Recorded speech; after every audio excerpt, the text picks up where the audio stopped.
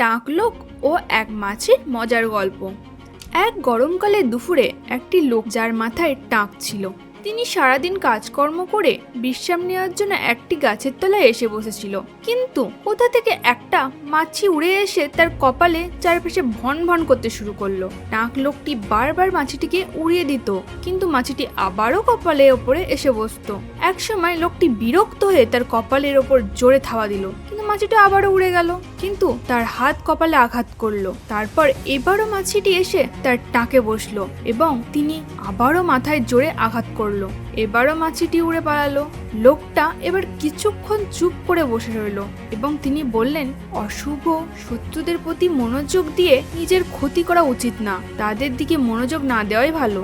কিছুক্ষণ পর মাছিটি আর তার কাছে আসলো না। এর থেকে আমরা জানতে পারলাম, দুষ্ট শত্রুদের প্রতি মনোযোগ দিয়ে একজন ব্যক্তি তার নিজেরই ক্ষতি করে।